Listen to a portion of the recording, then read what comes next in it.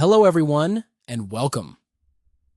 Today, we're diving into a really interesting idea that helps explain a lot about the tensions we see in global politics and economics. It's called the Political Trilemma. Sounds complicated, right? Don't worry, we're going to break it down in a way that makes sense, even if you're not a politics expert. So, imagine you're running a country. What are some big goals you might have? Well, according to this idea, developed by economist Dani Rodrik, there are three major things countries often want, but find it really hard to get all at once. First, you want national sovereignty.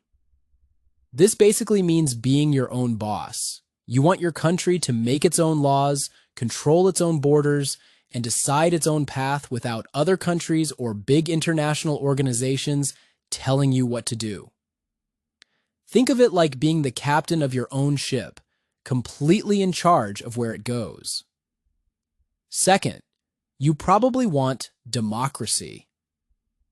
This means the government listens to its people.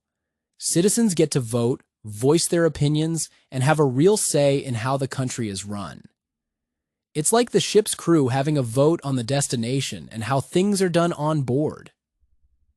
And third, you likely want deep economic integration, or what we often call globalization. This means trading easily with other countries, letting money flow freely across borders for investment, and generally being super connected to the global economy. Think of it like having open ports, welcoming trade with every other ship on the sea. Now here's the tricky part, the trilemma. Rodrik argued that you can't fully achieve all three of these goals simultaneously. It's like trying to stand on three different boats at once. You're probably going to fall in. You have to make choices and prioritize two out of the three, which means sacrificing the third one, at least partially. So, what happens if you prioritize being your own boss, sovereignty, and letting your people decide, democracy? Well, according to the trilemma, you have to pull back a bit from deep globalization. Your country makes its own rules based on what its citizens want. For example, a country might democratically decide to implement strong environmental regulations or labor standards. To maintain these standards, it might need to restrict imports from countries with lower standards or impose tariffs to protect local industries that adhere to these rules, like some countries do with agriculture or steel production.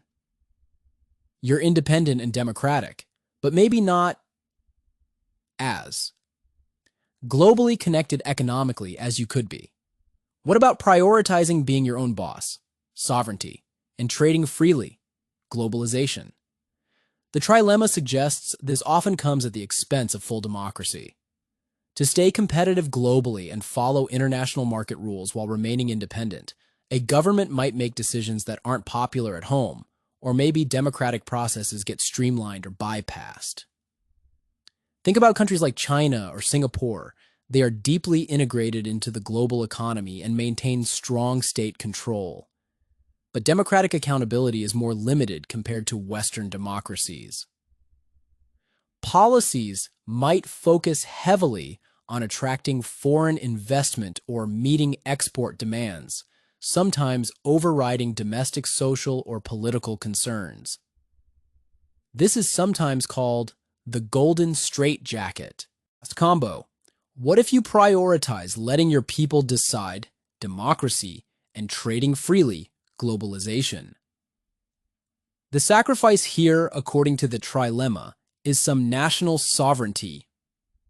To make deep economic integration work smoothly while remaining democratic, countries often need to agree on common rules and standards set by international bodies. The most prominent example is the European Union.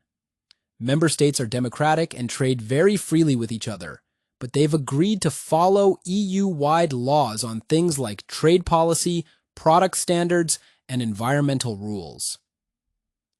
Eurozone countries even gave up their own currencies and monetary policy control to the European Central Bank.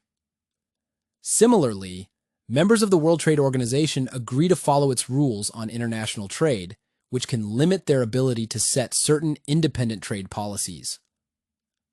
So, why should we care about this trilemma? Well, it helps us understand why. There's so much debate and tension around globalization.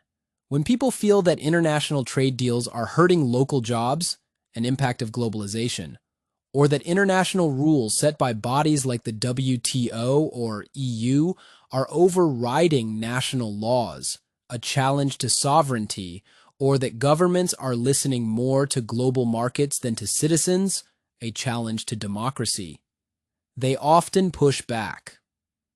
Movements like Brexit, where the UK chose to leave the EU, prioritizing sovereignty over deep integration, or debates in the US about trade agreements like NAFTA or the TPP, or concerns in many countries about national identity versus global integration.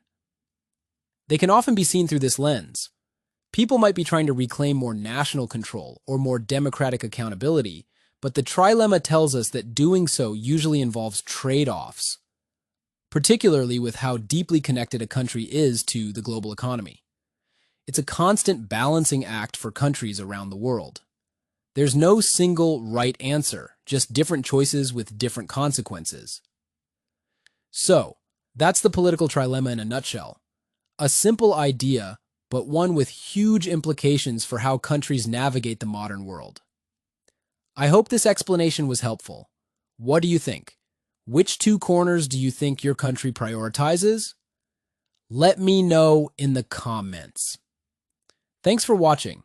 If you found this interesting, please give it a like and consider subscribing for more breakdowns of complex world events. I'll see you in the next video.